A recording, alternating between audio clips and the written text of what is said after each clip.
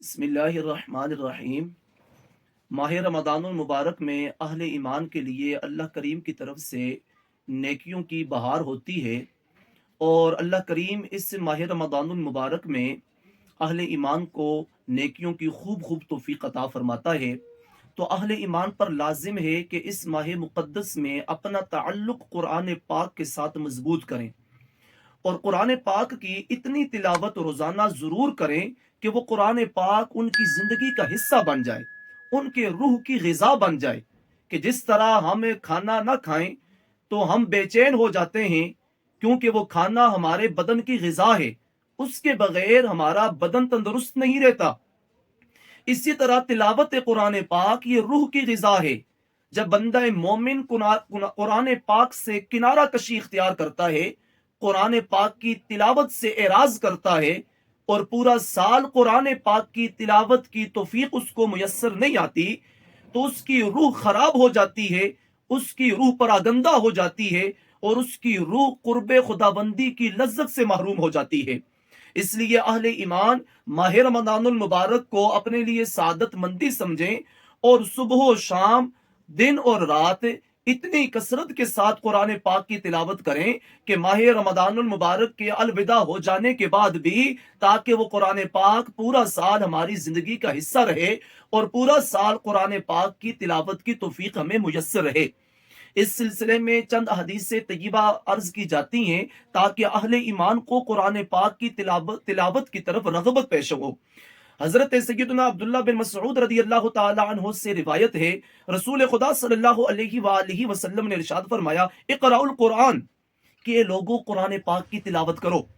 फ़इन्नल्लाह तआला ला युअज़्ज़िबु क़ल्बन वअल कुरान, अल्लाह करीम उस दिल को अजाब में मुब्तला नहीं करता जिस दिल में अल्लाह का कुरान महफूज होता है। जिस दिल को इंसान ने कुरान की तिलावत से आशना किया होता है, जो दिल कुरान पाक की तिलावत की लज्जत से आशना होता है, उस दिल का मकाम और मर्तबा यह है कि अल्लाह करीम उस दिल को अजाब से महफूज रखता है। और अगले जुमले हदीस से पाक के समात करें कि कितना खूबसूरत जुमला अल्लाह के नबी ने इरशाद फरमाया और अहले ईमान के लिए कितनी सादत मंदी है जिनको कुरान पाक की तिलावत मुयस्सर है। रसूल खुदा इरशाद फरमाते हैं, व अन्ना हाज़ल कुरान मअदबतुल्लाहि फमन दखल फीहा फहुवा आमिन। फरमाया कि ये कुरान अल्लाह का दस्तरखान है, जो बंदा इस दस्तरखान पर आ जाता है वो अमन में दाखिल हो जाता है। कि जिस तरह बंदा किसी साहिबे सरवत के दस्तरखान पर आए तो वो सैर हो जाता है, उसकी भूख मिट जाती है, उसकी प्यास खत्म हो जाती है।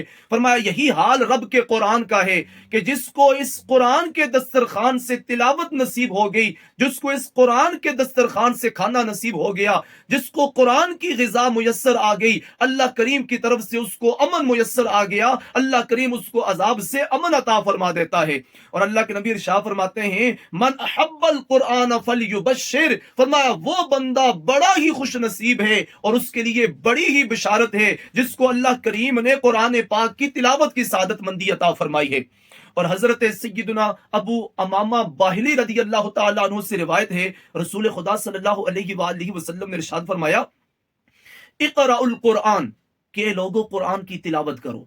फ़इन्नहु याती यौमल क़ियामति शफ़ीअन लिअस्हाबिही, कि कुरान क़यामत के दिन इस हाल में अल्लाह के हुजूर हाजिर होगा कि जो जो दुनिया में कुरान की तिलावत करने वाला होगा, कुरान रब के हुजूर अपने कारी की, अपने पढ़ने वाले की शफात करेगा।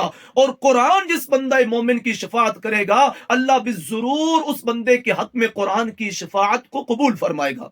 इसलिए माह रमज़ानुल मुबारक में कुरान के साथ अपना ताल्लुक मजबूत कीजिए, तिलावत की आदत डालिए और जबरन ज्यादा से ज्यादा तिलावत कीजिए ताकि ये कुरान हमारी जिंदगियों का हिस्सा बन जाए। और इसी कुरान के साथ जिसने वफा की, कुरान फिर उस बंदे के साथ दुनिया में भी वफा करेगा, कुरान उसके साथ कब्र में भी वफा करेगा और कुरान बज़्म हशर में भी उस बंदे के साथ वफा करेगा। अल्लाह करीम हमें कुरान के साथ वफा की तौफीक अता फरमाए।